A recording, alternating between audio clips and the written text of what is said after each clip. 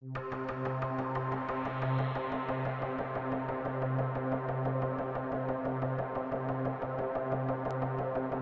akan membahas sesuatu yang sangat-sangat horor, melebihi horor setan atau orang gaib lainnya, teman-teman. Hello bright people, welcome back to my channel Pak Hayang Ribut. Apa kabar teman-teman? Apa kabar kalian semua? Semoga kalian baik-baik saja ya. Terima kasih teman-teman sudah mengklik video ini dan menontonnya. Jangan lupa berikan like dan subscribe-nya teman-teman di channel Pak Hayang Ribut. Dan kali ini saya akan membahas sesuatu yang sangat-sangat horor, melebihi horor setan atau orang gaib lainnya teman-teman. Yaitu kasus yang dilakukan seorang siswa SMK kepada satu keluarga di Kalimantan Timur. Dia menghilangkan dan menghabisi di dalam rumah. Jadi ada 5 orang, ayah, ibu, dan ketiga anaknya. Jadi korban yang pertama yaitu Waluyo yang berumur 34 tahun. Yang kedua yaitu Sri Winarsi yang berumur 33 tahun. Yang ketiga Risna Jenita umur 14 tahun. Yang keempat Pipi Dewi Suryani umur 10 tahun. Dan yang terakhir masih balita teman-teman, yaitu Japi Aidil. Jadi kekejian ini sangat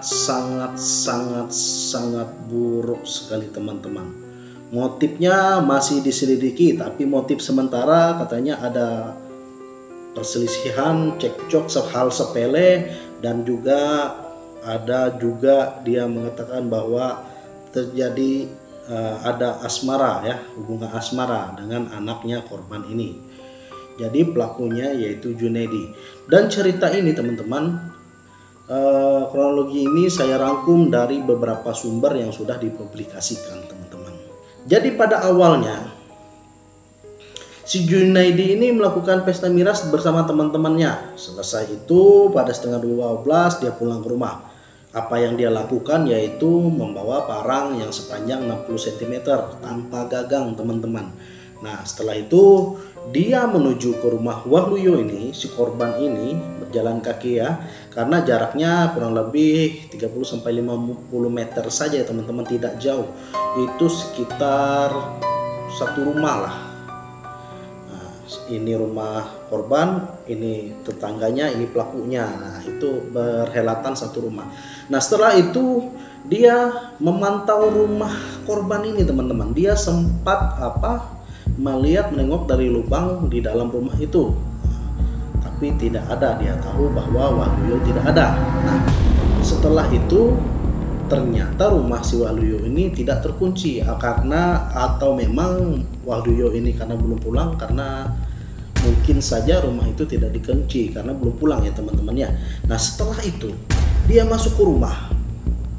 Sebelum masuk ke rumah itu dia mematikan skring atau saklar tempat rumah tersebut ya, jadi gelap seketika. Dan pada saat itu orang-orang yang ada di rumah itu, 4 orang korban, istri dan anak-anaknya itu di dalam rumah itu sedang tidur. Jadi tidak tahu itu lampunya mati. Setelah lampu mati dia masuk nih. Nah setelah tanggal 6 Februari mungkin setengah 2 subuh itu tiba-tiba Waluyo ini datang. Jadi korban pertama yaitu ayah dari. Nah jadi datanglah ini dan dia terheran-heran. Masuklah si Waluyo ini ke dalam rumah tersebut. Banyak basa-basi. Setelah masuk dalam keadaan gelap, si Junaidi ini anak SMK yang sangat tidak patut saya sebut sebagai manusia teman-teman, itu menghabisi. Nah setelah itu tidak berdaya, dia lagi masuk nih ke kamar istri dari Junaidi itu, yaitu Sri Winarsi. Dan di sana di dalam satu kamar itu terdapat anaknya Risna yang anaknya Pipi umur 10 tahun dan balita tadi umur 2,5 tahun. Nah setelah itu dia melihat dan melakukannya lagi dan menyenter di daerah tersebut. Dia melakukan menghabisinya lagi. Nah setelah itu yang terakhir yaitu si Risna Jenita Sari itu yang diduga juga dia menjalin hubungan asmara ya. Ini masih diduga ya. Dan yang sangat-sangat keji lagi teman-teman, dia melakukan pemerkaos. Jadi dia memperkaos istri ini. Jadi istri ini yaitu istri dari korban ya teman-teman, dalam keadaan sudah menjadi mayit. Dan juga setelah dia memperkaos istri korban ini, dia memperkaos juga si anaknya ini, si Risma Janita ini teman-teman.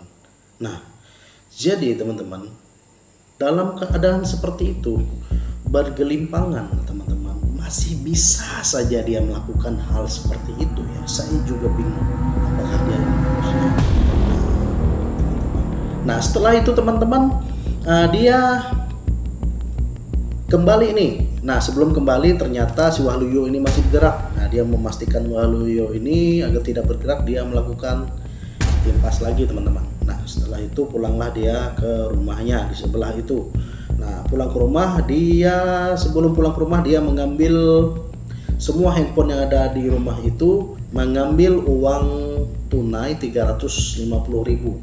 Ya, jadi handphone itu dia pecahkan menggunakan alat dia tadi dan dia buang ke depan. Ya, di depan itu ada sungai ya, dibuangnya ya teman-teman. Nah, setelah melakukan itu dia pulang ke rumah, dia mencuci di dalam rumah pakai mesin cuci. Nah, setelah bersih semua, dia membangunkan kakaknya karena dia tinggal di situ bersama kakaknya. Dia mengatakan kepada kakaknya ada sesuatu atau perampokan yang ada di tempat Waluyo.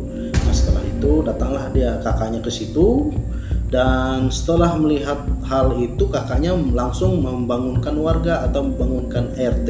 Nah, jadi diinterogasilah si Junaidi ini, orang-orang saksi pertama. Nah, jadi dia mengatakan bahwa kepada polisi, karena dia saja nih yang melihat orang-orang itu, keterangannya itu 3-10 orang.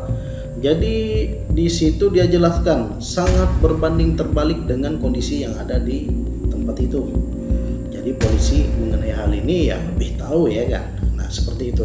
Jadi akhirnya polisi mencurigai si Junaidi ini. Setelah diproses, diselidiki, dan bagaimanapun diselidiki itu polisi yang tahu ya teman-teman. Itu akhirnya si Junaidi mengaku bahwa dia melakukan hal itu teman-teman. Kan anjir ya teman-teman. Nah, jadi setelah ditanyakan motifnya, dia itu masih belum tahu ya. Nah, karena mengakunya ini kan sesuatu yang sangat cukup berhati-hati juga ya kepada aparat atau penyidik bahwa dia melakukan ini dalam kondisi mabuk. Tapi mabuk ini teman-teman, justru mabuk ini ya itu tertidur ya, tidak mampu apa-apa, berpikir tidak bisa lagi ya kan. Nah, itu apakah mungkin setengah mabuk saja teman-teman. Dan latar belakang dari masalah-masalah ini ya tidak mungkin menurut saya ada cekcok hal kecil seperti ayam yang sering masuk ke tempat si Junaidi ini. Nah, itu teman-teman. Nah, ceritanya seperti itu. Nah, bagaimana menurut teman-teman? Dan dia ini sebenarnya masih di bawah umur ya. Dia kurang beberapa hari lagi, pada tanggal 27 Februari dia itu ulang tahun ke-18 di KTP, dia lahir 2006 teman-teman. Nah, bagaimana menurut teman-teman, apakah dia pantas dihukum seberat-beratnya atau dia masuk dalam perlindungan anak? Tapi menurut saya ini sangat keji sekali teman-teman. Ini memang psikopat yang tidak bisa kita toleransi lagi. Jadi dia mempunyai alibi, sempat mau mengecoh polisi tapi tidak bisa ya teman-teman. Nah, itu yang dilakukan ini. Akhirnya ini masih belum putusan, dia masih diselidiki apa motif sesungguhnya. Setelah ditangkap wajahnya itu seperti lemas biasa saja gitu loh. Jadi tidak ada ekspresi, merasa bersalah, menangis namun tidak ada ekspresi teman-teman. Nah, seperti itu ya teman-teman. Oke teman-teman, itu dia kejadian yang ada di Kaltim, di Sababulu, di Pasir Utara, Kalimantan Timur. Terima kasih teman-teman sudah menonton dan klik video ini. See you in the next